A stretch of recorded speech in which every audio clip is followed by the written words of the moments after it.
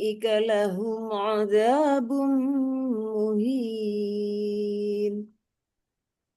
وإذا تتلى عليه آياتنا ولا مستكبرا كأن لم يسمعها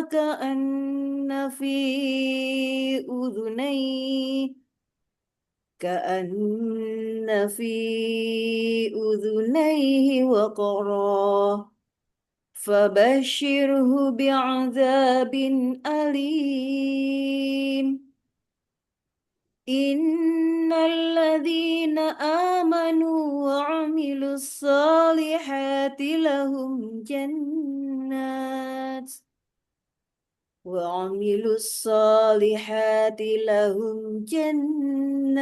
النعيم خالدين فيها وعد الله حقا وهو العزيز الحكيم خلق السماوات بغير عمد ترونها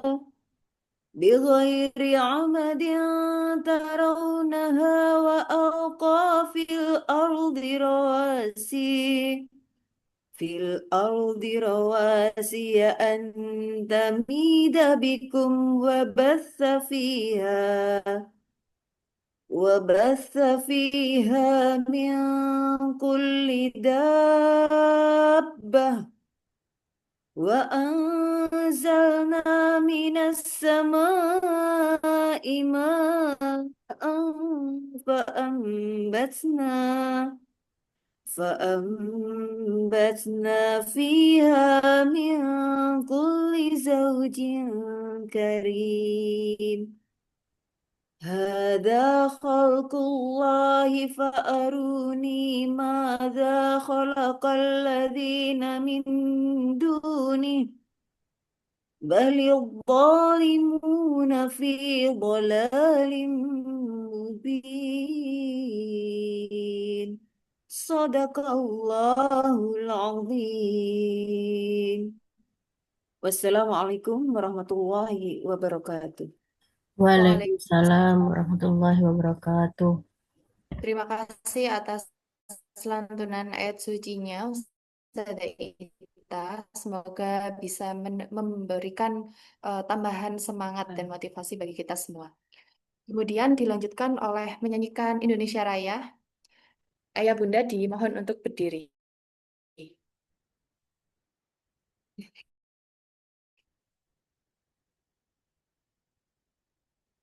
Iya.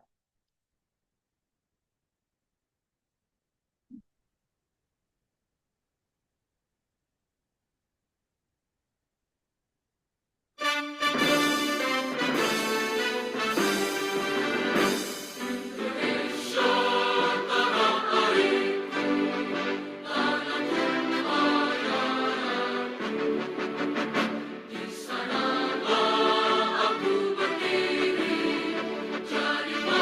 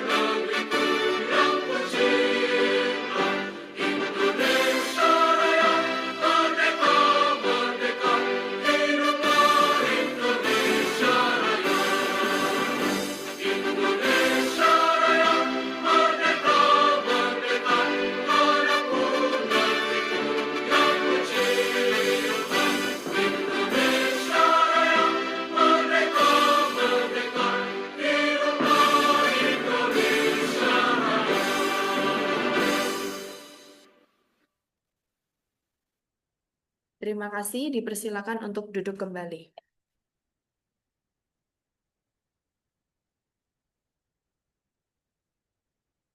Acara selanjutnya yaitu sambutan dari Kepala Sekolah SMP Nurul Fikri Sidoarjo, Ustadz Muammar Jasin, SSMPD. Kepada Ustadz Amal kami persilahkan.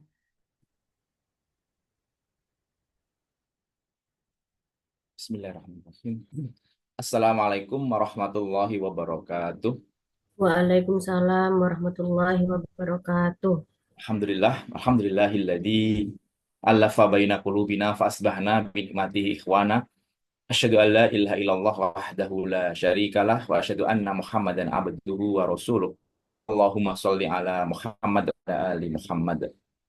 Yang kami hormati Bu Ani Kristina. Selamat datang Bu Ani di Nurul Fikri kembali. Selamat datang juga kepada Bapak Ibu sekalian yang kami hormati dan yang saya banggakan seluruh Ustadz dan Ustadzah SMP Nufi Sidoarjo. Senang sekali hari ini kita diberi kesempatan oleh Allah untuk bisa bersua lewat tatap maya untuk kegiatan parenting, sex education for parent dalam keadaan sehat walafiat. Salawat dan salam semoga tercurahkan kepada uswah kita Nabi Agung Muhammad SAW, kepada keluarga, sahabat, serta orang-orang yang istiqomah, dan semoga kita bagian di dalamnya. Amin, amin, ya Rabbal Alamin. Hadirin dan Bapak Ibu sekalian yang saya hormati, ketika kita berbicara tentang pendidikan seks dalam perspektif Islam, sesungguhnya itu bukanlah hal yang tabu. Ya. Justru Islam adalah agama yang sangat lengkap, mengatur setiap aspek kehidupan, termasuk adab dalam menjaga aurat, menjaga pandangan, berinteraksi antar lawan jenis, hingga akhlak dan etika dalam berumah tangga. Bapak Ibu sekalian, anak-anak kita sekarang hidup di zaman yang penuh dengan tantangan, akses informasi begitu terbuka, sementara batas-batas moral dan adab terkadang diabaikan oleh media dan lingkungan. Maka dari itu, kewajiban kita sebagai orang tua adalah bagaimana kita menjadi pelindung, pengarah, dan pendidik utama bagi anak-anak kita. Dari latar belakang itulah kami dari SMP Nurul Fikri mengadakan kegiatan sex education. Malam hari ini kami khususkan untuk parent, orang tua, dengan tema peran orang tua dalam mendampingi Ananda di awal masa balik dan tantangannya. Insya Allah pekan depan, tanggal 8, kami agendakan kegiatan sex education untuk Ananda. Jadi bagaimana Ananda bisa memahami bersama terkait dengan hal ini. Bapak Ibu sekalian, ketika kita bicara tentang anak-anak ya, mereka sungguh sudah sangat familiar dengan gadget, terutama media sosial. Dan di media sosial itulah terpampang banyak hal, mulai dari yang baik, agak baik, yang buruk, dan sangat buruk. Semisal Bapak Ibu sekalian, ketika MPLS di hari pertama masuk sekolah, ya itu sudah terjadi hal-hal yang di luar perkiraan saya. Ya, ketika saya masuk kelas, saya perkenalan, kemudian saya menyapa satu persatu. Ketika saya menyapa satu anak putri, ya, itu jawabannya membuat saya terkaget-kaget begitu ya. Mbak, sini Mbak, apa jawabannya? Ustadz, saya udah menikah gitu. Loh, sudah menikah sama siapa? Suami saya masih di Korea. Oh, masih di Korea. Berarti manggilnya saya bukan Mbak lagi ya, Ibu berarti ya, dan sebagainya. Artinya ternyata idola mereka itu sudah ada tidak di mata, tapi sudah dalam pikiran mereka, sudah dalam impian mereka, dan sebagainya. Ketika ini tidak kita tata bersama, maka anak-anak akan gampang sekali menjadikan orang lain sebagai idol, dan itu menjadi kiblat mereka dalam bertindak, dan termasuk pergaulan. Kalau kita merujuk pada Al-Quran ya, surat At-Tahrim ayat 6 ya, wahai orang-orang beriman, peliharalah dirimu dan keluargamu dari api neraka. Jadi sesungguhnya tugas kita sebagai orang tua untuk menjadi menguatkan mereka ya. Jadi dalam ayat ini jelas menjadi landasan penting bagi kita orang tua memiliki tanggung jawab langsung dalam menjaga akidah, akhlak, keselamatan anak-anak kita, termasuk dalam hal menjaga fitrah dan kehormatan diri mereka.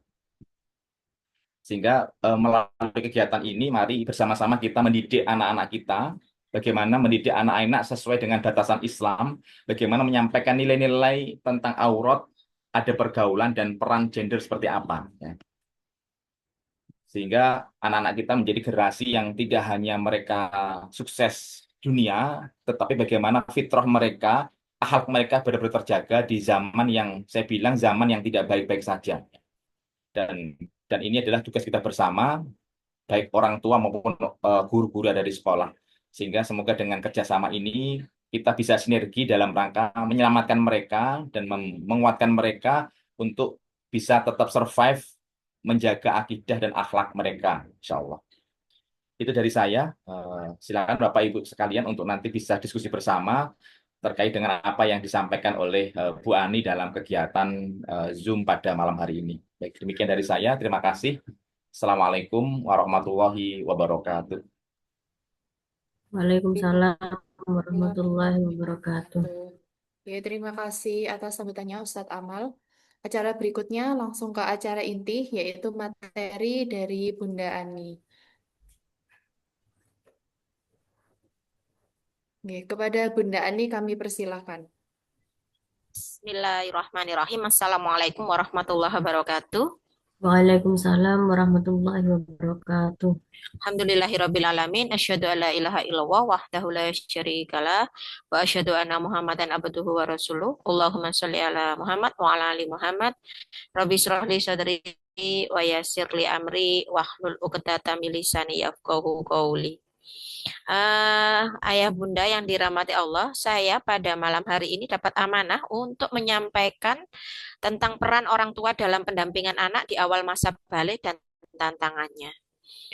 Sebagaimana yang disampaikan oleh Ustadz Muamal Yasin, ini adalah rangkaian. Malam ini saya berbagi kepada Bapak dan Ibu, dan insya Allah pekan depan saya akan bertemu dengan putra-putri panjenengan di SMP IT Nurul Fikri secara terpisah ya. Nanti ada sesi untuk anak putra dan juga ada sesi anak putri.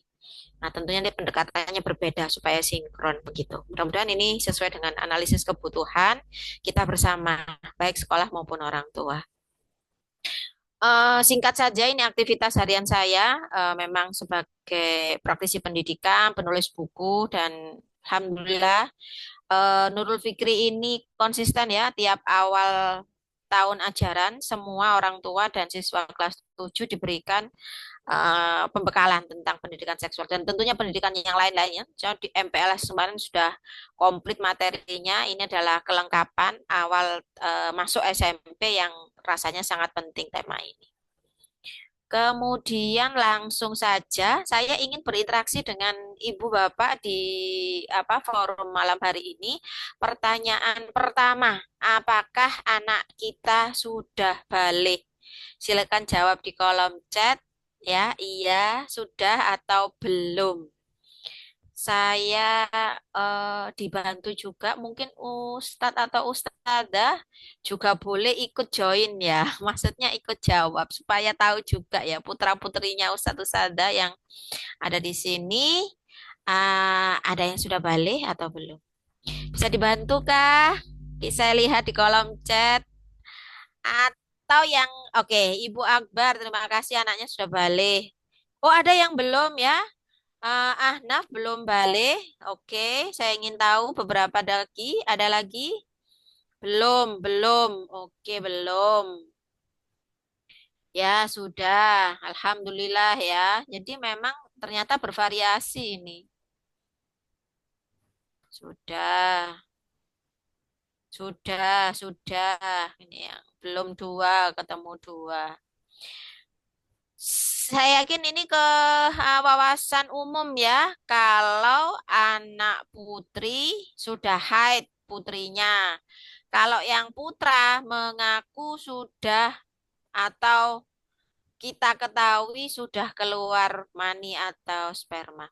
Oh ya, saya jadi ngomong sensitif ini. Bapak Ibu kalau di sekitarnya ada putra-putrinya, mohon untuk pakai headset ya supaya saya bisa agak los ngomong sama orang tua. Nanti soalnya kalau sama anak-anak bahasanya akan saya perhalus lagi, nggih. Ini kalau sama orang tua saya malam ini akan ngomong agak los ya. Mohon izin. Jadi apakah bisa masuk kamar ataukah bisa pakai headset supaya tidak terdengar oleh anak-anak.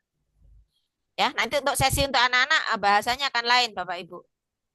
Terima kasih yang sudah berbagi. Nah,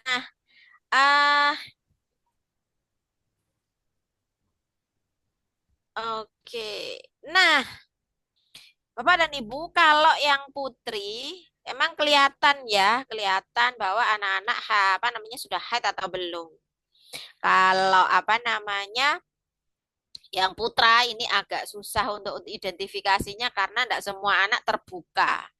Yang saya sudah ketemu fenomena meresahkan khususnya untuk apa tanda balik ini, beberapa anak putra itu, anak kita itu ada yang eh, pernah sempat saya survei baliknya itu bukan kayak zaman dulu, Bu. Zaman dulu itu kan mimpi gitu ya, mimpi terus tiba-tiba pagi celananya basah gitu. Nah, sekarang anak putra itu ada yang maninya keluar pertama kali waktu nonton pornografi. Itu yang kami sebut tidak alamiah. Ada pemicu buatannya begitu. Jadi ya percepatannya lewat hal-hal yang tidak baik. Dan itu ternyata memberikan pengalaman dan apa namanya pengaturan dorongan seksualitas yang berbeda antara satu dan yang lainnya. Nah, tadi ada yang jawab juga belum begitu ya. Apa namanya? Apakah masih normal? Saya jawab masih normal, nggih. Karena sebetulnya batasannya kan ini masih kelas 7 rata-rata mungkin ada yang umurnya 11, 12. Kita tunggu sampai umur 15 tahun. Gitu. Nanti kalau 15 tahun belum juga balik, boleh cek medis biologis atau diskusi apakah memang beberapa ulama itu ya yang memang concern menghafal Quran apa namanya dalam beberapa riwayat itu memang baliknya terlambat gitu ya. Ada yang baru umur 15, 16 gitu karena memang isi otaknya isinya Quran semua dari kecil gitu. Jadi sebetulnya masih normal. Ditunggu saja nggih sampai umur 15 sambil kita terus melakukan pendidikan seks dan seksualitas. Pertanyaan saya, apakah anak saya sudah terpapar pornografi? Jawab iya, tidak, atau tidak tahu. Coba satu dua, apakah ada yang mau apa namanya menjawab? Ini pertanyaan kedua. Sudah, tidak terpapar atau belum tahu begitu? Ada? Oke, Ibu tidak tahu. Baik, tidak apa-apa, Bu. Mari kita nanti cari cara untuk tahu begitu ya. Terima kasih, Bu. Ada lagi yang jawab? Oke.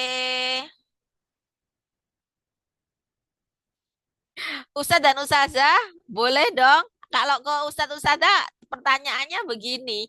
Apakah murid saya sudah terpapar pornografi? Gak apa-apa Ustazah.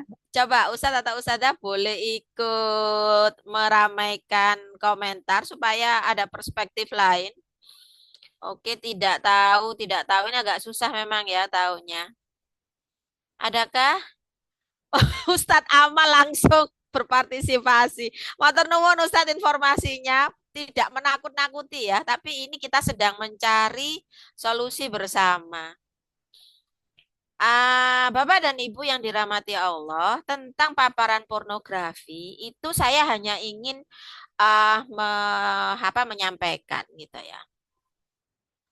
Ada beberapa level pornografi yang apa namanya, misalnya ya, anak tidak sengaja melihat itu sudah terpapar, tapi kalau itu tidak sengaja, insya Allah kita apa namanya nggak terlalu langsung terbakar, terus kemudian apa namanya marah-marah begitu ya, karena sebenarnya nggak sengaja, tapi terpapar. Nah, itu nggak sengaja gitu ya, namanya iklan pop up lewat. Yang kita pastikan adalah respon anak ini gimana? Malu kah, jijik kah, atau apa begitu ya? Supaya nanti kita bisa memberikan pendidikannya. Tapi apakah anak kemudian sengaja mencari? Wah, ini parah nih gitu ya. Benar-benar nyari gitu ya.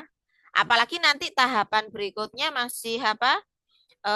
Ada yang nyari sambil melakukan sesuatu.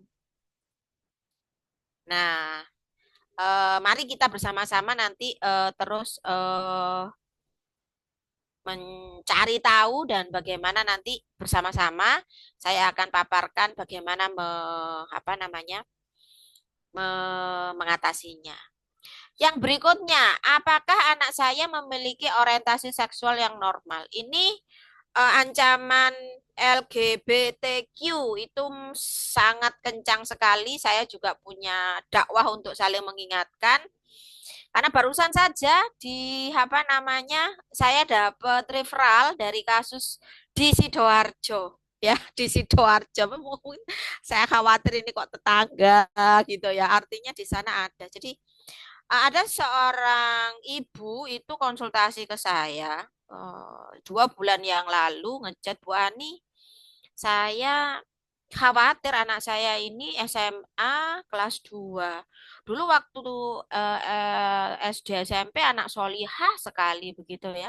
Tiba-tiba saya ketemu anak ini kok cacatnya mesra akhir-akhir ini. Ya kan wajar Bu kalau apa namanya anak perempuan mulai jatuh cinta mungkin dia lagi curhat sama temannya gitu. Bukan Bu Ani, ini memang chat mesranya ini sama teman perempuannya, tapi mereka saling menyatakan perasaan. Loh kan? Ketika ditanya, wah, memang beneran ditanya. Kamu beneran suka sama temenmu? Gitu ya. Kok bahasanya kayak gini? Akhirnya ngaku emang dia suka sama temen perempuannya. Suka asmara ya. Manggilnya sudah sayang-sayang gitu. Jadi ini jadi keprihatinan kita bersama. Jangan sampai anak-anak kita ini eh ya jatuh cinta itu anugerah ya perasaan normal tapi mari kita telisik sebatas mana anak-anak kita bisa mengetahui apa yang boleh dan tidak boleh ketika fenomena itu terjadi. Jadi kalau dari paparan awal ini yang ingin saya sharingkan ya, mungkin ini akan jadi kewaspadaan kita bersama. Yang pertama, ketika anak kita masuk di usia SMP ini, kemungkinan besar akan ada ketertarikan kepada lawan jenis. Sampai Ustadz Amal tadi cerita ya, mereka merasa sudah punya suami-suami begitu ya, walaupun itu suami-suami virtual begitu ya. Tetapi saya merasa ini sudah masuk di ranah jatuh cinta atau ketertarikan pada lawan jenis yang berlebihan karena sudah sampai melabel itu suami begitu ya. Saya itu kalau nanti kalau ke siswa atau ke anak-anak itu apa namanya punya standar gitu ya. Mana jatuh cinta yang masih apa namanya dalam taraf wajar, mana yang tidak. Salah satu indikatornya nanti nampak di sini. Misalnya dia suka sama apa namanya Taekyung gitu ya. Sebutannya kayak itu yang Taehyung. Salah kok pakai K. Taehyung saya ingat gitu ya, BTS tuh, para ARMY.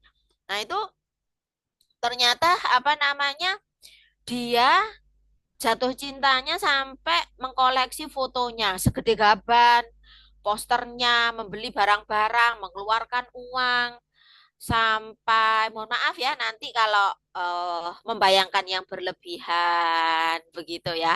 Saya lihat beberapa di Jumpa Fans itu apa namanya fans-fans di Indonesia itu ada yang jilbaban terus itu ketemu artisnya sampai dikejar, dipeluk lah apa. Nah, ini jelas sudah menjadi keresahan kita bersama. Ya, jadi memang tertarik ya, paling paling enggak kan masih suka cowok Bu Ani. Iya, tapi juga enggak berlebihan juga gitu ya. Keresahan berikutnya adalah gangguan perilaku seksual karena pornografi. Saya konsultan apa namanya sering dipanggil untuk kasus seksualitas. Ya, saya berdoa ya kita semua dijauhkan dari ini ya. Tapi baru apa namanya juga dalam tempo 6 bulan terakhir ini Masya Allah ya, saya dapat case-case yang luar biasa. Ada anak putra melakukan sodomi kepada temannya, begitu ya. Ada anak putra, apa namanya, mandi di kamar mandi bersama-sama sambil saling memainkan kemaluannya, begitu ya. Jadi itu terjadi di usia-usia SMP. Dan saya sedih sekali, begitu ya. Sampai apa kemudian harus bekerja sama dengan banyak psikolog untuk melakukan rehabilitasi seksualitas pada gerombolan anak-anak yang melakukan kayak begini. Juga keresahan kita bersama ini tentang pelecehan seksual, apa namanya dan permainan anak berbau seksualitas. Ayah bunda dan sekalian, apa namanya saya menemukan kasus cyberbullying. Jadi anak-anak kita itu jadi target orang dewasa. Itu namanya cyberbullying. Pelecehan apa bullying tapi yang sudah merambah ke arah seksualitas. Biasanya akun-akun yang diserang oleh para predator seksual di cyber itu adalah akun-akun yang pernah nonton pornografi. Jadi kalau sebuah akun itu terdeteksi pernah menonton tontonan pornografi, maka dia akan predator-predator itu bisa beli database akun-akun yang pernah nonton pornografi. Artinya anak itu kan sudah terinspirasi ya, sudah ada dorongan seksual sehingga predator akan masuk ke akun itu terus menggoda. Nanti modusnya gampang, biasanya berteman dulu seminggu 2 minggu, lama-lama nanti minta pop up foto dan seterusnya dan seterusnya. Ini jadi keresahan kita bersama kalau putra putri panjenengan di rumah pegang HP. Kalau enggak pegang sebenarnya masih aman pun gitu. Jadi ayah bunda yang dirahmati Allah, mengapa pendidikan seks dan seksualitas ini penting untuk anak-anak kita? Yang pertama, membekali diri supaya tidak jadi korban pelecehan seksual. Yang kedua, untuk dirinya sendiri kita ajari untuk mengendalikan dorongan seksual. Dan ketiga, saya ingin anak-anak ini punya perkembangan seksualitas yang sehat sebagaimana Islam begitu. Tentang pengendalian dorongan seksual, kenapa ini penting ya? Karena bagi yang sudah balik, sebetulnya secara hormonal anak-anak itu sudah sama seperti kita. Saya kalau ngomong ke bapak dan ibu ya, anak putri kita haid, anak putra kita keluar sperma, itu artinya yang laki bisa menghamili perempuan, yang perempuan bisa dihamili laki-laki. Itu bahasanya kasar banget gitu ya. Tapi biasanya saya akan ngomong ke anak-anak, ketika kalian sudah balik, Allah sudah mempersiapkan kalian untuk menjadi seorang ayah dan menjadi seorang ibu. Dan tentunya menjadi amanah ayah dan ibu itu proses yang butuh disiapkan panjang. Kalian harus berhati-hati dengan amanah ini. Gitu.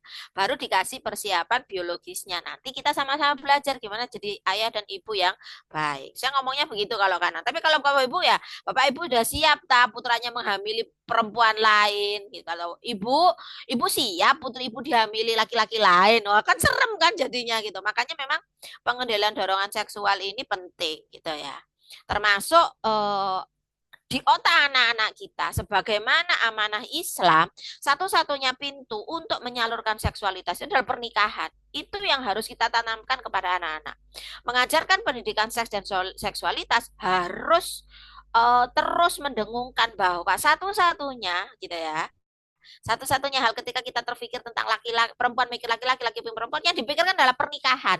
Apa artinya? Yang dipikirkan itu akan terjadi, insya Allah, di masa depan, di waktu yang terbaik, dengan orang yang terbaik. Nah, ini motivasi kita ke sana.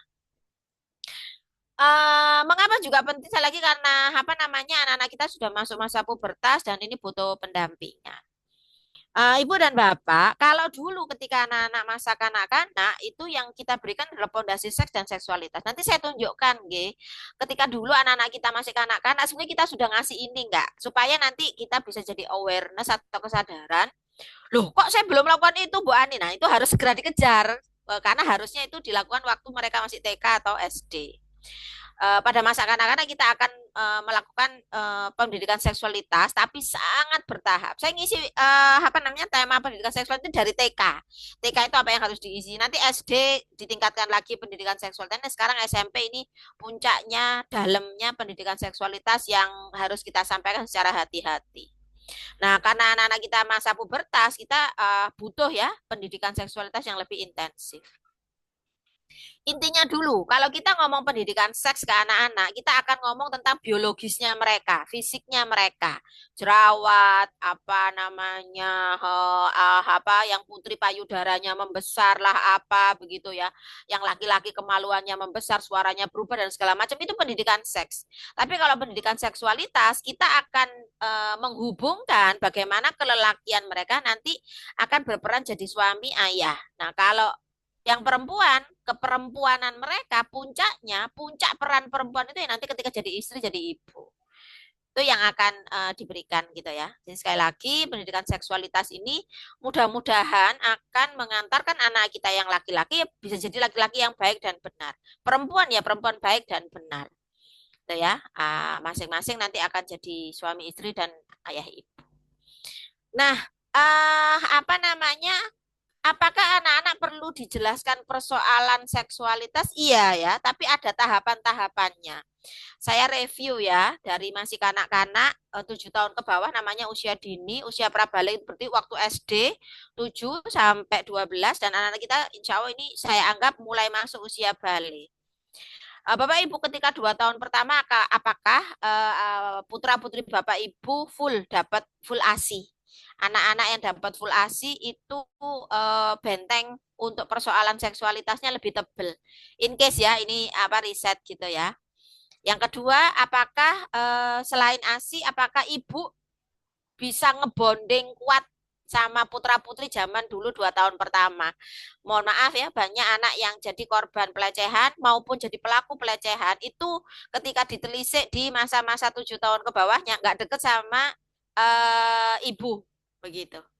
Jadi memang ini penting banget gitu. Yang kedua, apakah anak-anak kita tidak ada riwayat apa namanya sleep peran gender itu 3 sampai 6. Apa namanya anak-anak yang memiliki orientasi seksual berbeda itu saya temukan errornya ketika 7 tahun ke bawah. Terakhir tuh saya nemu suami istri mau cerai katanya istrinya bilang suami saya gay Bu Ani gitu.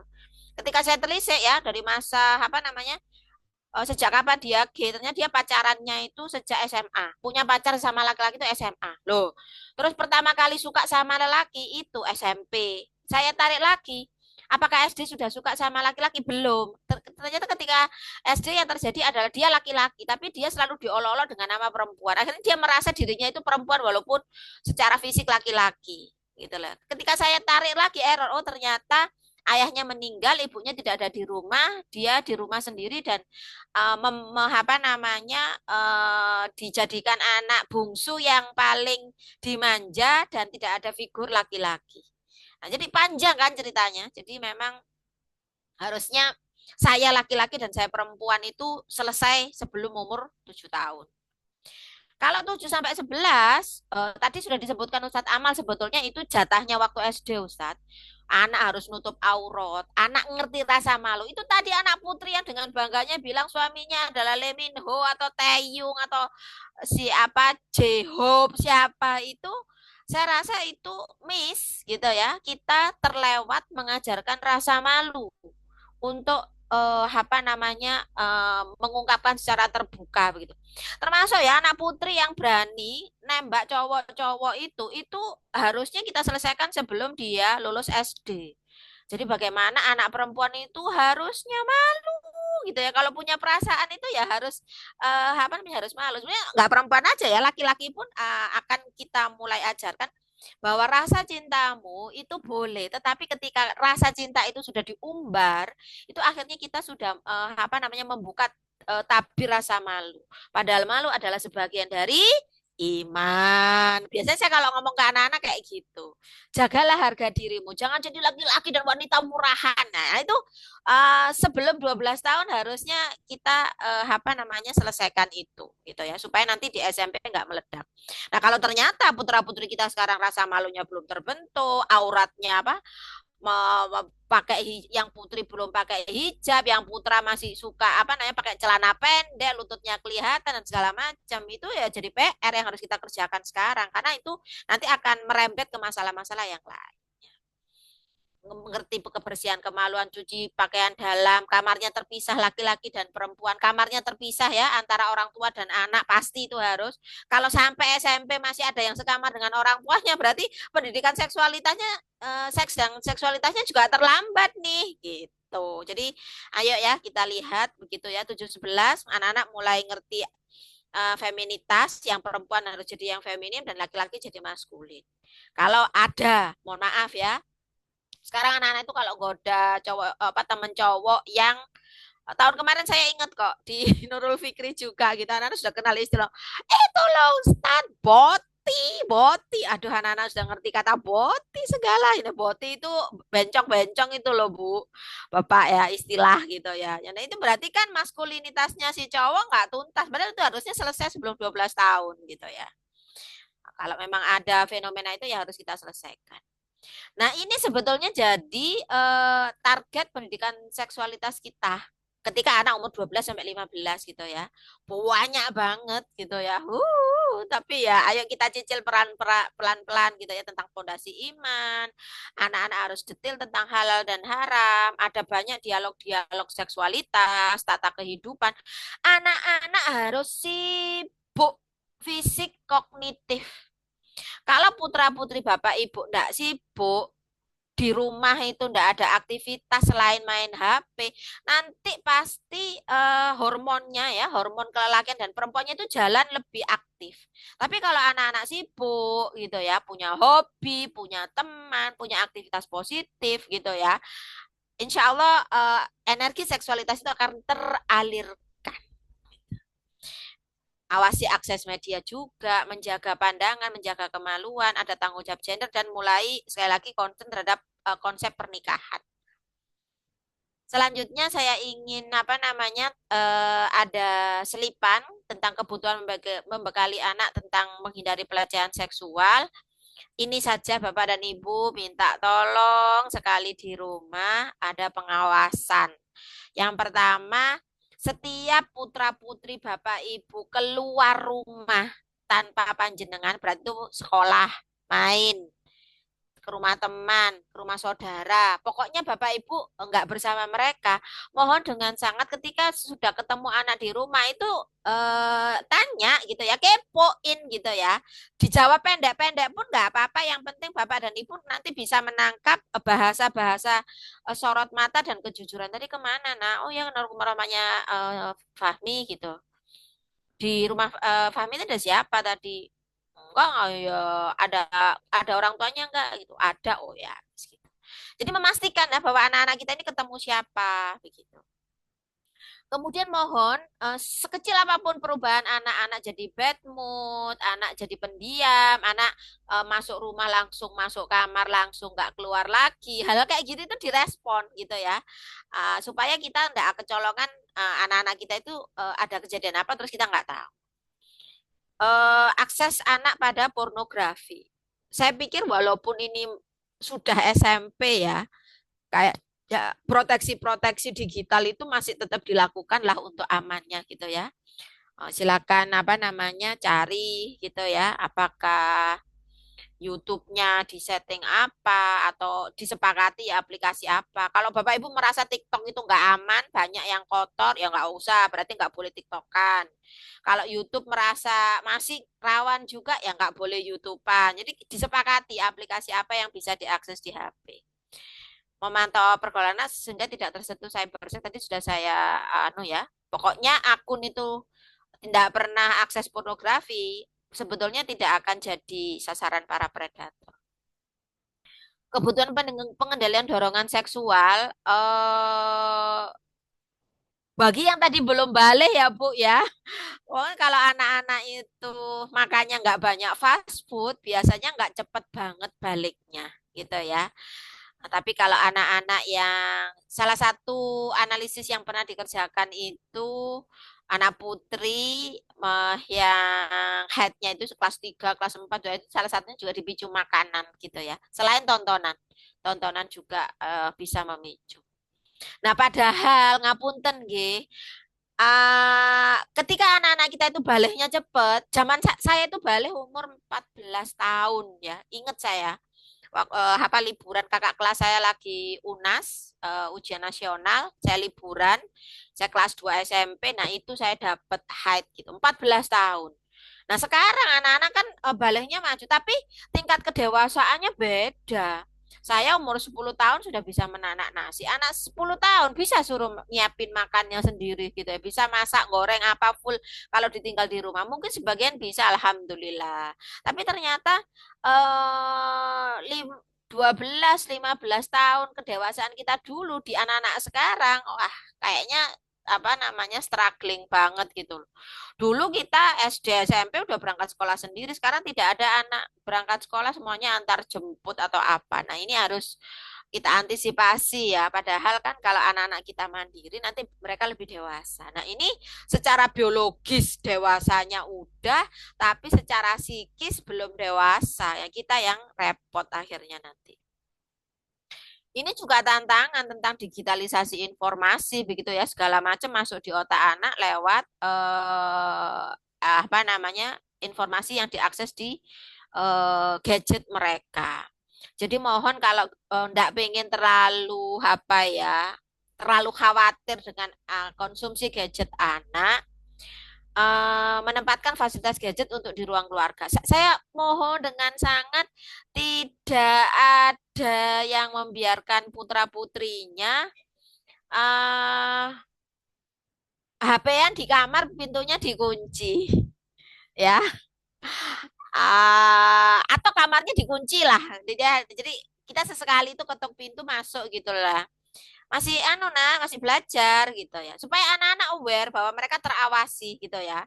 Nah, kalau mereka tidak pernah terawasi oleh orang tua, nanti lama-lama mereka ngerasa nggak kalau diawasi sama Allah gitu ya. Jadi kalau bisa sih HP-an itu di ruang keluarga supaya kita masih safe gitu ya, merasa aman.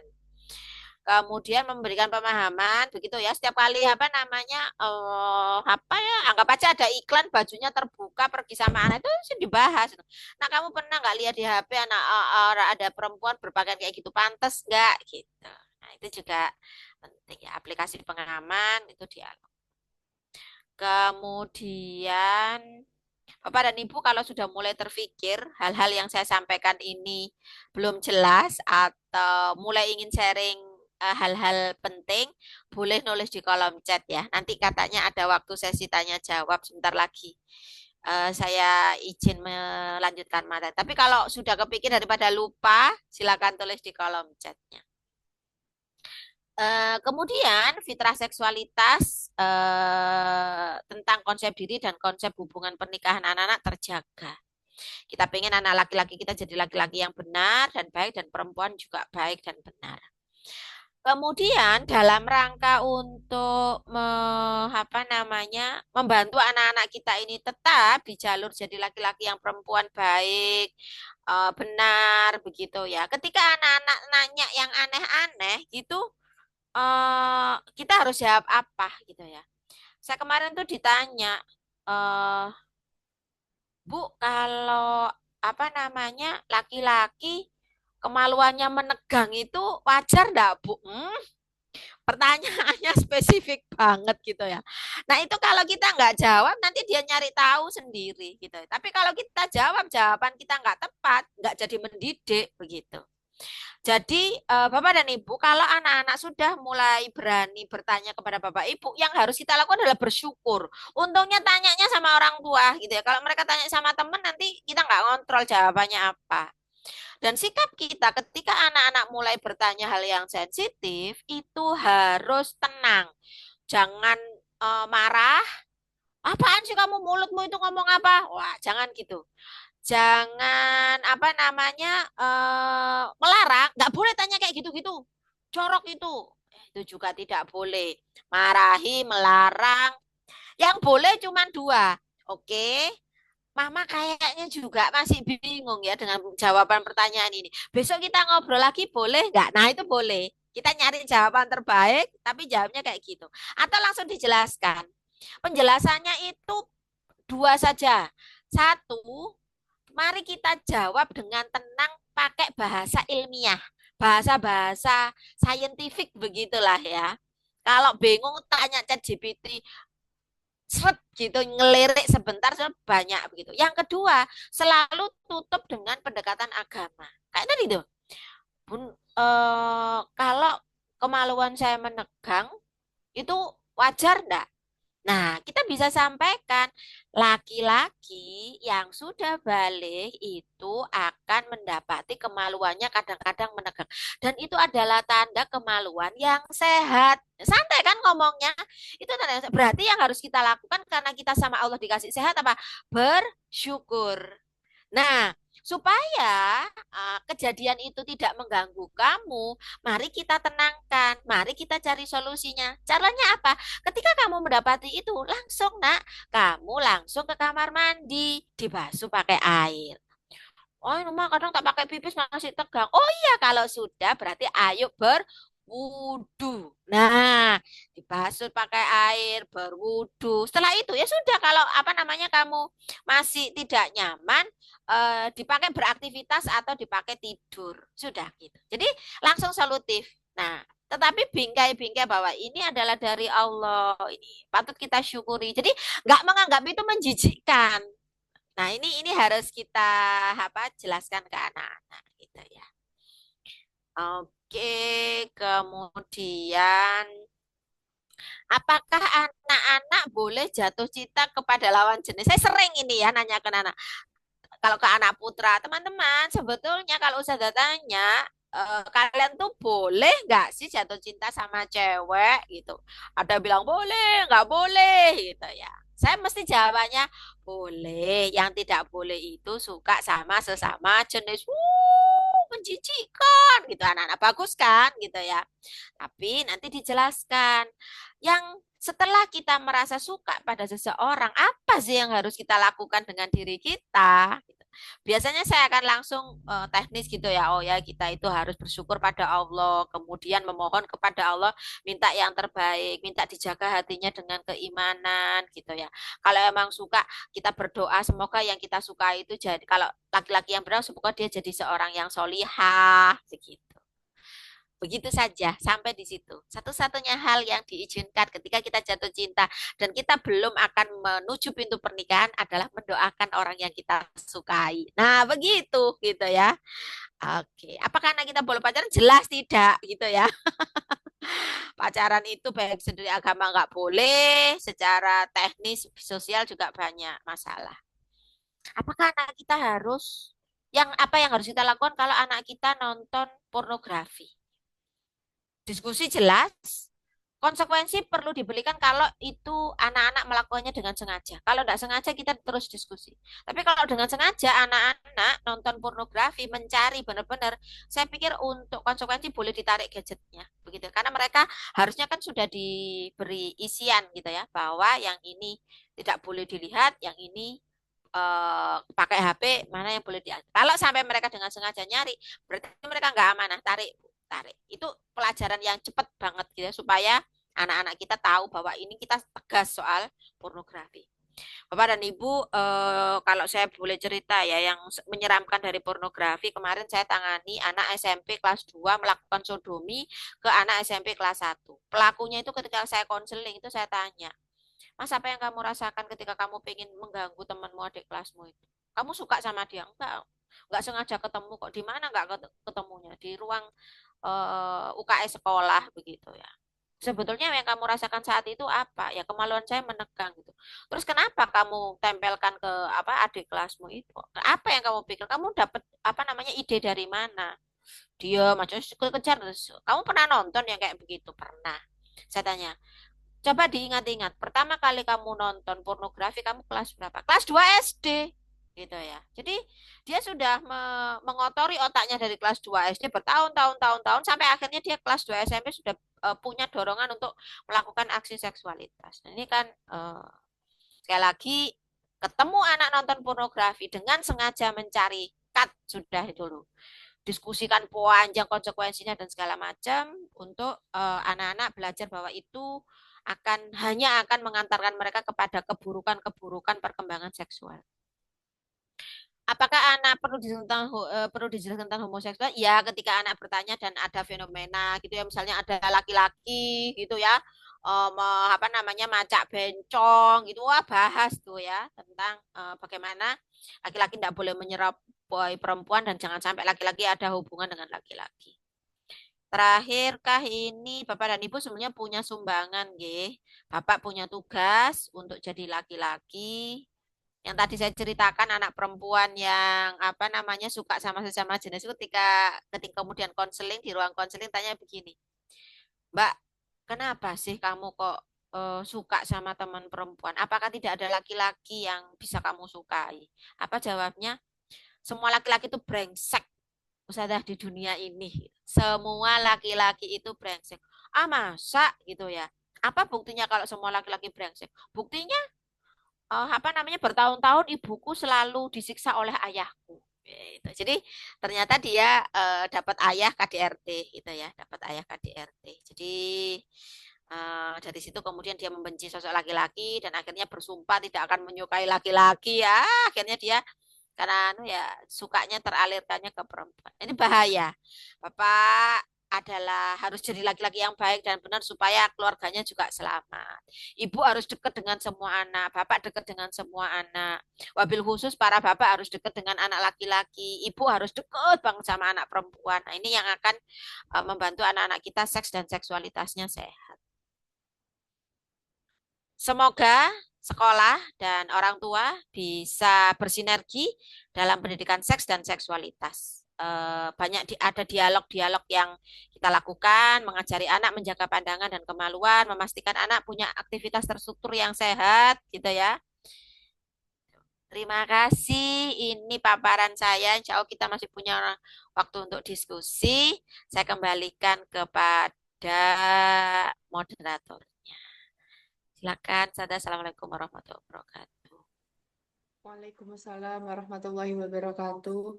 Terima kasih atas materinya yang luar biasa, Bunda Ani. Monggo Ayah Bunda, barangkali ada yang ingin didiskusikan, mumpung langsung dengan pakarnya, nggih. Nah, bisa melalui chat, bisa langsung ini, on mic. Monggo Bunda.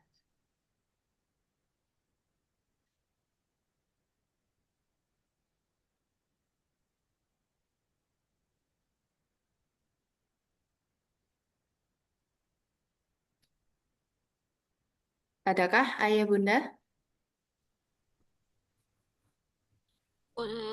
Ibunya Akbar. Assalamualaikum. Waalaikumsalam. Waalaikumsalam warahmatullahi.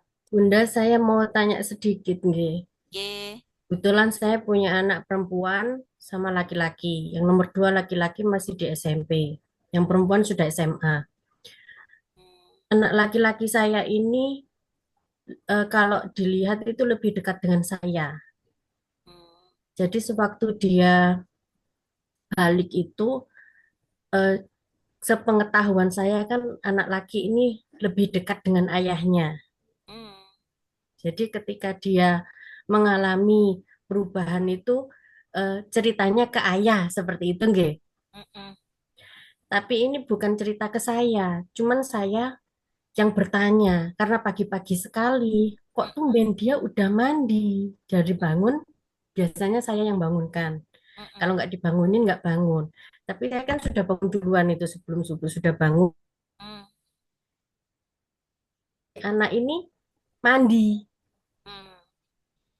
Keluar saya tanya, kenapa? Aku mimpi basah, tiba-tiba bilang seperti itu.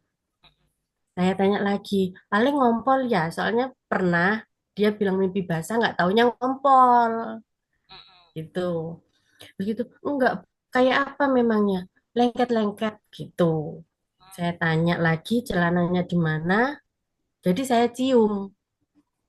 Oh iya benar, gitu. Terus saya tanya lagi, ini kamu sudah doanya gimana waktu mandi?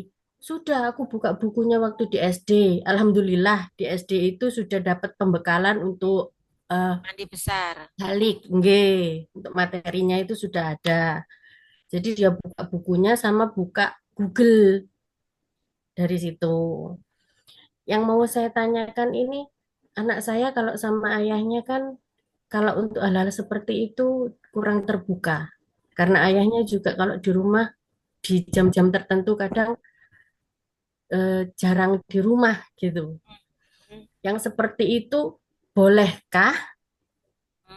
Kemudian pertanyaan kedua, kalau di rumah anak laki-laki saya ini suka nempel ke saya. Nempel dalam artian kadang ngecium, kadang dipeluk kayak gitu. Yang seperti itu gimana? Apa kan sudah besar nggih? Kalau dibilang udah besar-besar nggih. Ya. Apa Ya.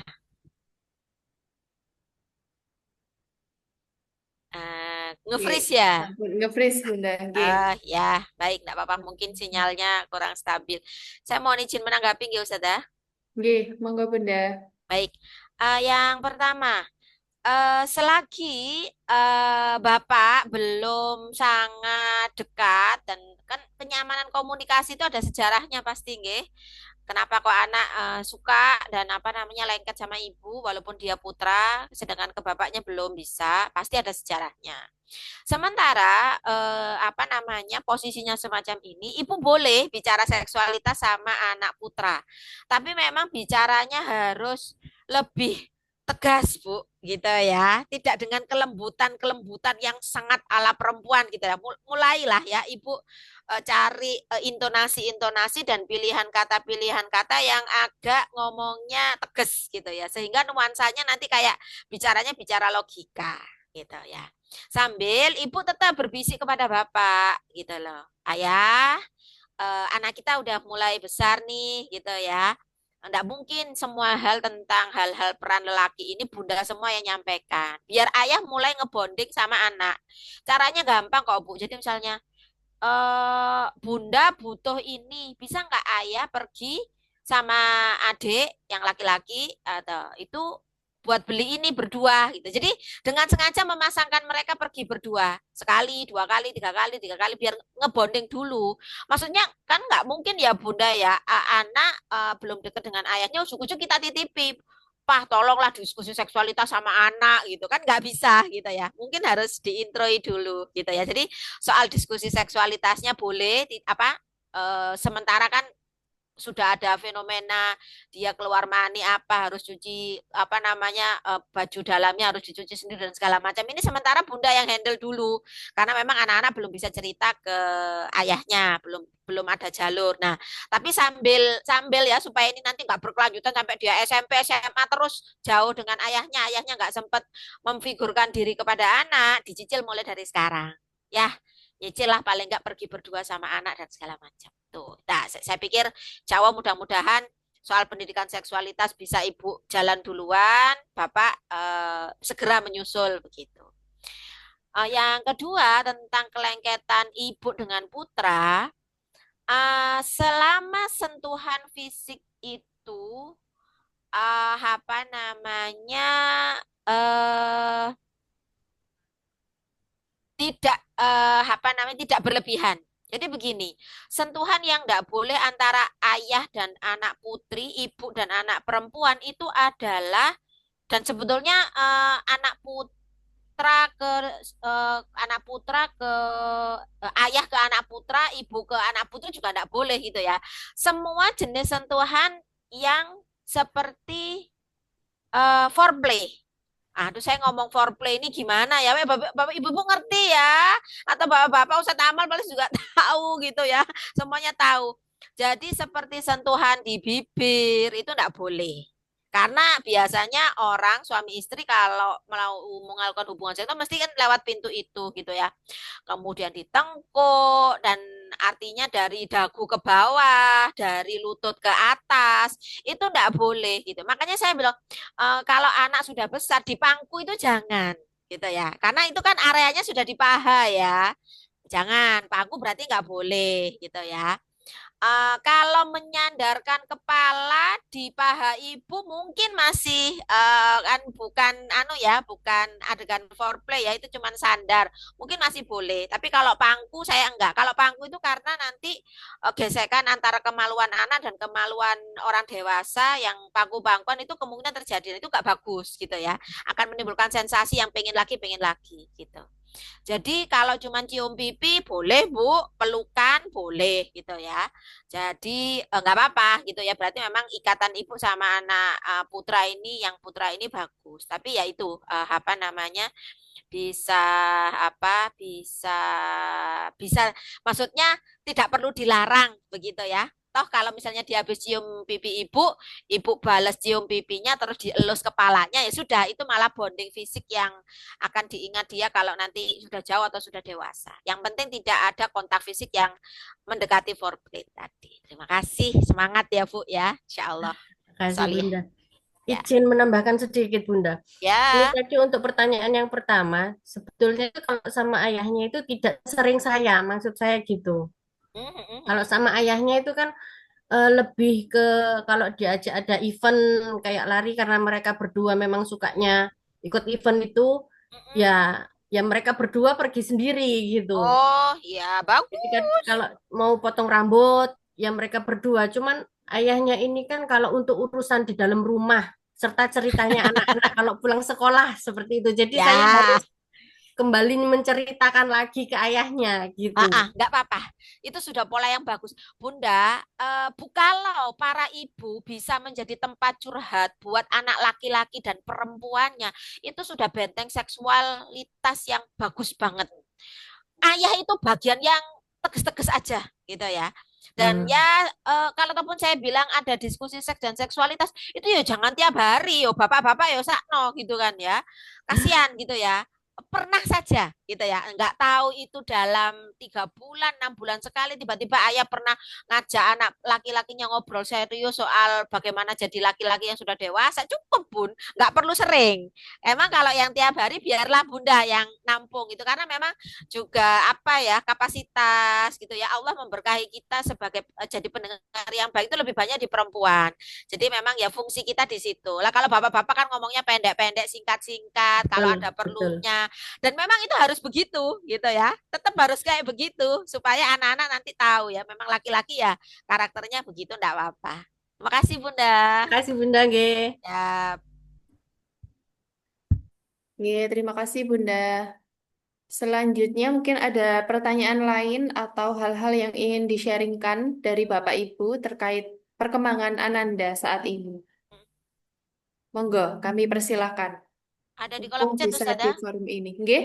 Ada di kolom chat satu. Oh iya, maaf satu. Oke. Dari Bunda Mas Akif, izin bertanya, Bu Ani, bagaimana jika pendidikan seks atau seksualitas sudah melewati fase usianya? Misal saat bonding di usia 2 tahun terlewat. Jika harus dibayarkan, apakah ada waktu paling lambatnya? Ya, apa namanya, tidak ada kata terlambat dalam parenting Bapak dan Ibu, begitu ya. Saya menyampaikan idealisme-idealisme tadi bagi yang masih bisa menjalaninya dengan baik, begitu.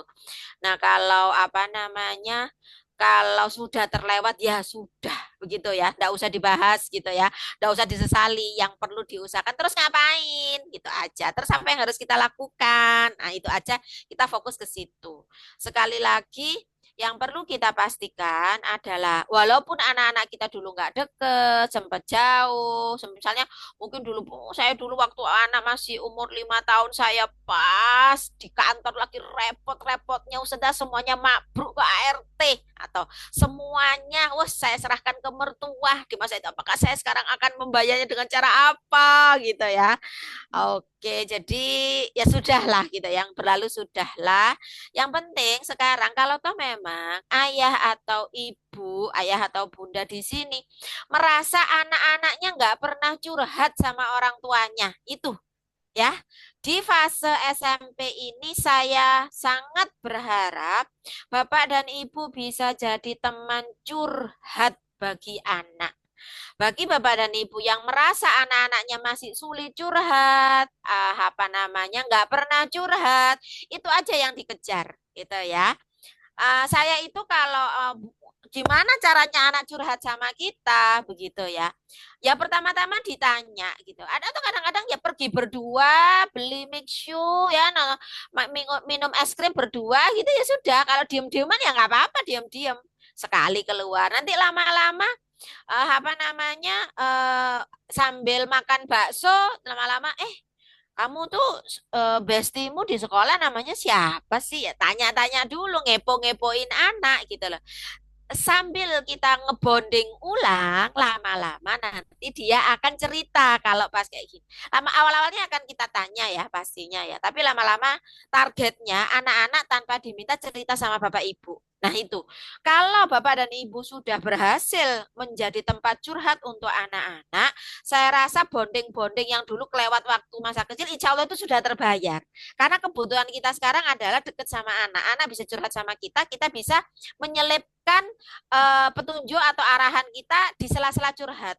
Anak-anak itu butuh mengeluarkan, meluapkan emosinya. Nah, nanti kalau mereka sudah selesai cerita, baru kita masuk gitu ya. Kalau anak-anak belum sempat curhat, belum sempat cerita, mengeluarkan unek-uneknya, kita terus gitu ya, diberondong dengan nasihat, sini-sini kamu duduk sama bunda, bunda habis ikut parenting nih ya, habis ini ya pokoknya urusan HP ini harus kayak gini-gini, nggak bisa kayak gitu ya. Jangan gitu ya. Jadi dengerin dulu. Enak sebetulnya kalau kamu nonton HP itu buat apa sih? Sebenarnya selama ini kamu main HP-nya butuh berapa jam sih? Nah, baru kalau dia sudah cerita, cerita pengennya apa, saya maunya gini gitu. Baru ngomong gimana kalau supaya kamu lebih sehat, matamu nggak sakit sekarang HP-nya kalau pas malam maksimal 30 menit gitu misalnya. Nah, baru itu keluar setelah anak-anak curhat dulu, baru kita bisa memberikan nasihat, aturan apa-apa begitu.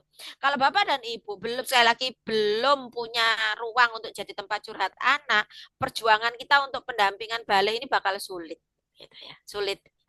Terus nggak usah dipikir yang 2 tahun yang dulu Bu, sekarang fokus gimana anak deket sama orang tua dan bisa curhat aja. Terima kasih Bundanya Sakif sudah sharing.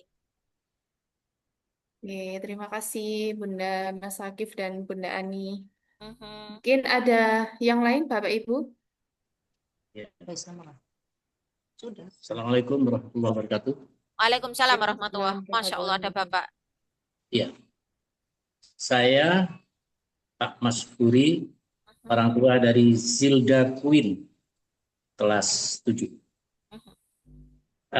Berbagi sebetulnya Ustazah, Iya. narasumber juga saya respect bahwa memang sebetulnya masalah anak, masalah perkembangan itu complicated. Jadi banyak yang harus kita cermati dan kita pahami.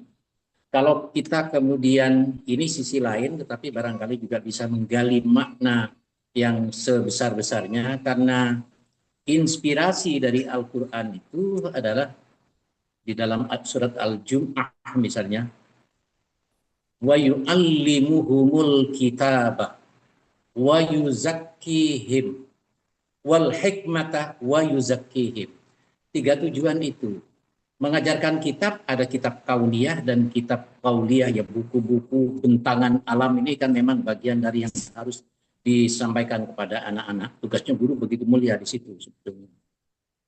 Yang kedua kemudian wal hikmah. Hikmah itu adalah berarti kan menggali makna, meaningful, bahwa setiap pendidikan itu arahnya. Ini belum kepada masalah-masalah yang sifatnya kaitannya dengan materi yang disampaikan narasumber Ustazah itu. Tapi saya melihat makna wa yuzakkihim, mensucikan jiwanya. Jadi kadang-kadang kita menjejali kepada pikiran-pikiran untuk anak itu kemudian menjadi pintar, cerdas. Tapi sucinya jiwa kadang-kadang kurang. Bahwa anak melakukan sesuatu begitu terbuka, tahu dari medsos misalnya, dia tidak tahu bahwa itu dosa, itu hiburan, itu asik.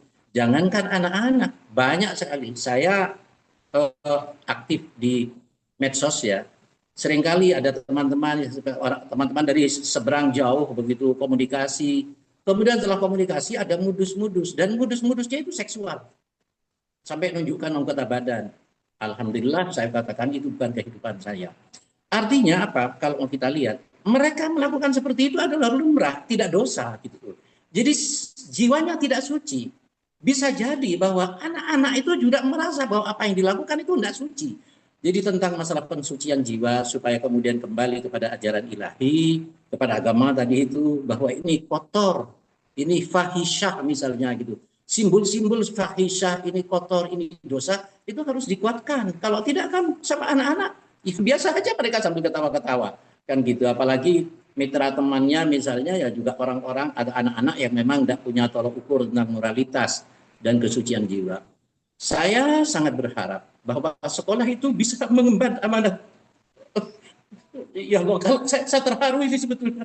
Saya melihat kemuliaan, ada banyak kemuliaan guru-guru kemudian harus menyuarakan tentang kebenaran, tentang kesucian jiwa. Yang kesucian jiwa itu adalah menjadi titian jalan kemuliaan dunia sampai akhirat. Jadi ini maksiat, ini dosa, ini fahisyah, perbuatan yang dibenci oleh Allah itu harus juga dikuatkan supaya mereka punya rambu-rambu yang nyata bahwa hal-hal yang seperti itu tidak boleh dilakukan seperti itu. Paham iya, dibuka dengan dialog memang iya. Tapi pintu dari paham itu ada fase berikutnya. Fase harus mengetahui lebih dalam. Kedalamannya adalah untuk mensucikan jiwa manusia. Pendidikan begitu kan. Jadi bahwa anak-anak itu bukan binatang yang mereka tidak ada aturan-aturan. Tapi nyaris ketika anak-anak tidak disentuh dengan pemahaman-pemahaman tazkiyah tadi itu, ya bisa jadi sifat-sifatnya begitu longgar dan dunia sekarang sangat terbuka dan sangat longgar. Saya betul risau memang bahwa yang saya risau bukan persoalan anak saja. Dunia sekarang ini sangat complicated dan mereka itu juga tidak bisa melihat tentang halal, tentang haram, tentang dosa, tentang perbuatan keji, tentang dibenci oleh Allah. Itu sangat membahayakan. Saya sangat terima kasih kepada Nurul Fikri yang telah membuka hijab pemahaman-pemahaman ini supaya terus kita tumbuh menjadi orang tua, yang menjadi anak-anak kita juga menjadi orang-orang yang mulia dunia akhirat, bahwa ada mahkota kehormatan yang terus kita jaga sampai dunia akhirat. Terima kasih. Assalamualaikum warahmatullahi wabarakatuh. Waalaikumsalam warahmatullahi wabarakatuh. Boleh tambahkan sedikit, Ustazah? Semoga Bu Ani. Saya senang sekali ya, ada dukungan dari orang tua yang luar biasa seperti malam ini. Bapak saya terharu Pak, begitu ya. Sekalinya Bapak yang ngomong langsung lantang begini ya. Terima kasih sekali. Bapak saya ini sudah mendampingi Nurul Fikri lama Pak, begitu ya. Dan saya melihat ya, ketika Nurul Fikri berkomitmen membuka setelah bertahun-tahun hanya ngurusi TK sama SD dan memberanikan diri ya, saya masih ingat ngawal visi misi pendirian SMP IT Nurul Fikri ini detailnya Masya Allah begitu ya. Dan saya seneng guru-guru itu sangat peka Pak. Insya Allah Bapak kalau orang tua apalagi juga terbuka terhadap sekolah tentang perkembangan anak, Nurul Fikri akan makin peduli sehingga mereka nggak kehilangan informasi tentang anak-anak kita gitu ya. Awalnya hanya ada siswa putra tiba-tiba saja sering memperhatikan guru putrinya ketika mengajar. Itu saking pekanya guru, itu akhirnya tahu, oh ternyata anak laki-laki dinaksir gurunya, Pak, gitu loh ya. Jadi padahal kan itu, Masya Allah itu kalau nggak peka ya dipikirnya anaknya perhatian aja, lagi fokus konsentrasi. Padahal ketika kepekaan itu tumbuh dengan bagus, observasi guru-guru di sini sangat detail gitu ya. Termasuk kayak Ustadz Amal cerita, hanya karena menyapa anak putri dan anaknya itu berteriak, aku udah punya suami, itu Ustadz Amal udah resah Pak jadi kepala sekolah gitu loh. Wah bahaya ini anak-anak saya ini gitu ya. Pikirannya sudah tidak suci lagi, wong belum menikah kok bilang sudah punya suami. Nah jadi Masya Allah, tabarakallah, mari kita doakan ya. Saya di sini karena sudah dekat sekali sama Nurul Fikri, saya juga berdoa bahwa Ustadz dan Ustazah di sini akan terjaga semangatnya ya untuk terus menguatkan dakwah ini gitu ya. Di tengah ya tadi ya kita sama-sama tahu tantangan zaman luar biasa, tapi berbekal dengan kepedulian gitu ya, detail-detailnya observasi Ustadz dan Ustazah di sekolah. Mari kita barengi dengan keterbukaan komunikasi orang tua. Sekali lagi, sekecil apapun perubahan anak, setidak nyaman apapun kosakata-kosakata yang keluar dari lisan anak-anak kita, kalau wali kelas itu insya Allah bisa diakses, tolong diajak diskusi supaya kita bisa terus bersama-sama ya menjaga kesucian jiwa anak-anak kita ini. Insya Allah mereka akan jadi solihah gitu ya, ilmunya barokah. Nah kalau sampai mereka nggak bisa mengendalikan dorongan yang namanya seksual ini juga nanti ilmunya tidak barokah, kita akan khawatir dengan masa depannya di dunia wal akhirat. Terima kasih Pak, semangat dari rumah, insya Allah sekolah juga semangat saya tahu. Terus kembali ke Ustazah. Oke, terima kasih Bunda. Adakah yang lain, ayah bunda yang lain?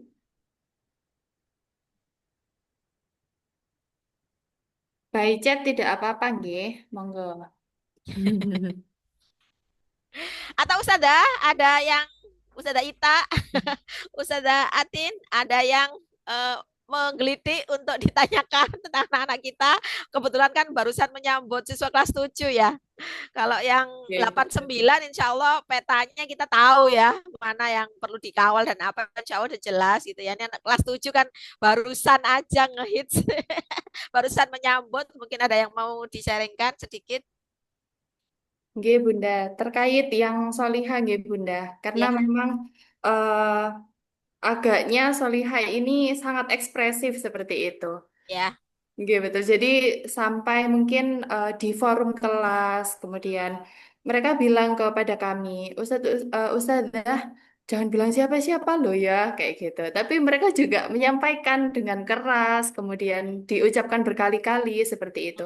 Kemudian kami sering mengajak untuk diskusi, kemudian mendengarkan mereka dari perspektif mereka seperti apa. Hanya saja memang membutuhkan effort yang lebih untuk Salihah ini, begitu Bunda. Mungkin bisa dengan tips bagi orang tua bagaimana di rumah, bagi kami yang di sekolah seperti apa. Seperti itu Oke. Bunda. Baik, Bunda. Sama ya sebetulnya ya, baik baik Ustadz dan Ustazah di sekolah maupun Bapak Ibu di rumah, jadi teman curhat dulu. Memang pintunya di situ. Anak perempuan kalau nggak punya saluran curhat, nanti kita susah ya nyari pintu nasehatnya kemana. Jadi pastikan kita tetap begitu ya dalam banyak kondisi kita selalu pasang muka Ustazah adalah teman curhatmu. Itu dulu. Itu dulu bonding lah 1 2 bulan terus diupayakan sehingga anak-anak nyaman. Nah, nanti pelan-pelan gitu ya, setelah mereka puas bercerita, puas bercurhat, kita selipkan itu. Saya rasa konsep yang paling dekat untuk mengatasi perempuan-perempuan yang ekspresif begitu ya, itu adalah bahwa perempuan dalam Islam adalah perempuan yang menjaga rasa malu. Gitu ya. Itu harusnya kan tadi ya saya bilang Oke. harusnya kita selesaikan itu sebelum 12 tahun. Tapi kalau ternyata di usia 12 tahun ke atas ini masih ada perempuan-perempuan yang tidak begitu menjaga rasa malu, nah itu yang kita apa namanya perlu ekstra gitu ya. Oh, perempuan itu menjaga rasa malu, ngomong tidak keras-keras, apa namanya ini lemah lembut gitu ya. Kalau apa namanya, kalau ingin mengutarakan perasaan dalam forum perempuan, tidak perlu kalau ada laki-laki lewat terus kemudian kita menyuarakan suara kita, menunjuk-nunjukkan diri kita ada. Perempuan dalam Islam tidak begitu. Nah itu nanti kalau curhatnya udah puas gitu ya Ustazah, baru kita bisa ngomong ke Oke. arah sana gitu ya. Jadi ibu bapak ibu juga boleh ya melakukan itu jadi teman curhat. Nanti kalau kemudian ketahuan anak kita apa namanya padahal di situ ada laki-laki banyak gitu tetangga atau apa bukan mahram ngomongnya berlebihan lebay nyari perhatian merasa dia pengen dilihat di situ ada. Nah kita baru nanti bisa ngomong tentang pentingnya rasa malu buat para perempuan gitu. Saya tuh kalau ngomong nanti kalau ngomong ke perempuan anak-anak putri lebih gini, nak jangan pernah jadi wanita murahan ya. Soalnya nanti kalau jadi wanita murahan dapatnya juga laki-laki murahan. Nah, saya suka ngomongnya kayak gitu nanti kalau ke anak-anak gitu ya. Jadi itu bahasa-bahasa anu lah ya, dialog gitu ya. Mungkin kalau kalau gini kita harus pahami murahan itu apa sih? Murahan itu maksudnya kalau kita itu ada cowok, kita itu gampang banget mengekspresikan diri kita. Itu nanti cowok-cowok bisa nganggap kita itu cewek murahan. Ya, bilang gitu loh. Nah kalau kita dianggap cewek murahan, nggak punya harga diri, nanti kita nggak dapet cowok yang juga memandang kita sebagai perempuan yang mulia. Gitu. Katanya pengen diratukan, ya muliakan dirimu dulu lah gitu. Panjang lah nanti kalau ke anak ya. Mudah-mudahan nanti saya diberikan apa ya kelurusan ya ngomong sama anak-anak itu juga harus gitu ya pelan-pelan. Terima kasih Ustazah Oke. sharingnya. Oke. Mungkin Ustadz Amal atau Ustadz Danima atau Ustadz Ita.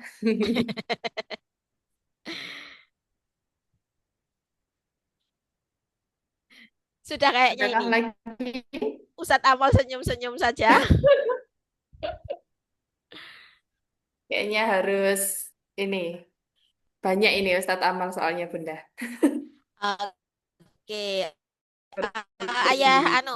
gini aja Ustadz dan Ustazah saya bagikan apa namanya buku screenshot maaf saya bagikan file PDF yang tadi saya saya sampaikan mudah-mudahan nanti bisa dibaca bersama. Di situ juga ada kontak saya. Mungkin kalau ada curhat-curhat Oke. atau konsultasi yang sensitif, kayaknya sulit Oke. ya di forum seperti ini. Oke, monggo materinya dibaca lagi. Ini juga boleh dibagikan di grup wali murid yang mungkin ada yang nggak hadir. Nanti kemudian apa namanya ada banyak apa namanya wali murid Nurul Fikri yang apa namanya datang secara kepada saya pribadi, saya terbuka. Yang penting misi kita sama ya. Misi kita adalah untuk memberikan pendidikan yang berimbang. Sekolah sudah menjalankan perannya, mari kita di rumah juga memberikan dukungan yang terbaik. Silakan diunduh, ada di kolom chat file dari saya, dan saya boleh closing statement sedikit, Ustazah. Oke. Monggo Bunda. Oke, mungkin kalau nanti Ustadz Amal mau nambahkan closing juga boleh. Saya, Ustadz dan Ustazah, Bapak dan Ibu yang dirahmati Allah, eh, mari kita menjaga hubungan kita dengan Allah. Katanya, jagalah Allah, maka Allah akan menjaga keluarga kita. Nah, kalau kita secara akidah lurus ya sama Allah sebagai orang tua, suami istri kompak, begitu ya. Kemudian ibadah-ibadah kita sebagai orang tua kita juga jalankan sesuai perintah Allah. Insya Allah nanti Allah juga akan menjauhkan anak-anak kita dari keburukan-keburukan. Mudah-mudahan salah satu hal yang jadi kewaspadaan kita bersama tentang seksualitas pada malam hari ini. Masih banyak yang lain yang meresahkan, ya moralitas-moralitas yang lain. Kita bisa bahas di pertemuan-pertemuan selanjutnya. Insya Allah demikian. Mohon maaf kalau ada yang kurang benar juga pada malam hari ini. Ihdinas siratal mustaqim. Assalamualaikum warahmatullahi wabarakatuh. Waalaikumsalam warahmatullahi Waalaikumsalam warahmatullahi wabarakatuh. wabarakatuh. Terima kasih banyak atas pemaparannya Bu Ani. Sesi diskusi kali ini alhamdulillah bisa mewadahi pertanyaan dari ayah dan bunda. Monggo nanti apabila ada pertanyaan yang sensitif atau dan lain sebagainya bisa disampaikan langsung kepada Bunda Ani. Ustadz Amal, apakah menambahkan closing statement juga? Nggih, dipersilahkan. Monggo Ustadz. Cukup Ustazah, sudah lengkap dari ini. Oke, baik Ustadz. Baik, terima kasih kehadirannya Ayah dan Bunda. Luar biasa semangat pada malam hari ini, nggih. Meskipun Sabtu malam Minggu, tetap tolabul ilminya tidak kalah semangatnya. Semoga apa yang kita pelajari hari ini menjadi bekal berharga dalam mendampingi Ananda semuanya. Sampai nanti ketika Ananda masa akil baliknya bisa menjadi lebih bijak begitu nggih, dan sesuai dengan koridor Islam. Mari kita tutup acara hari ini dengan hamdalah dan doa kafaratul majelis. Alhamdulillahirabbil alamin. Subhanakallahumma wa bihamdika asyhadu an la ilaha illa anta astaghfiruka wa atubu ilaik. Ya, kami tutup. Assalamualaikum warahmatullahi wabarakatuh. Waalaikumsalam Waalaikumsalam warahmatullahi wabarakatuh. wabarakatuh. Ya, ini ada sesi foto bersama Kak Ustaz. Oke. Gitu ya. Ya. Oke, monggo yang bertugas Ustazah Nurin. Saya Ustazah. Oke. Oke. Oke, bisa Baik, layar dihitung satu Ustazah nggih. Nina. Udah, monggo bersiap. Oke, 1, 2, 3. Oke, Ampun. sudah lanjut layar kedua. Ada layar kedua. Masya Allah, pesertanya masih antusias semua, nggih, Bapak Ibu. 1, 2, 3. Sampun.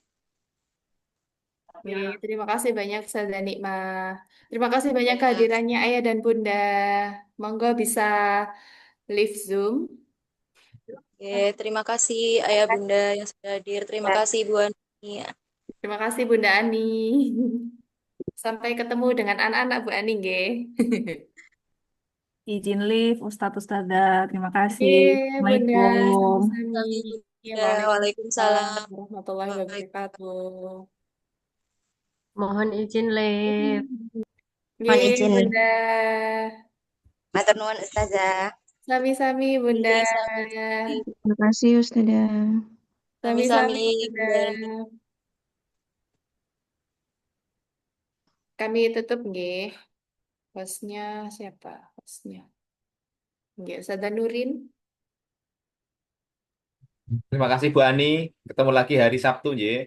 Jumat. Tanggal 8. Terima kasih Bunda Ani. Wajah saya tidak jelas. Yeay, kamu ketemu lagi insya Allah.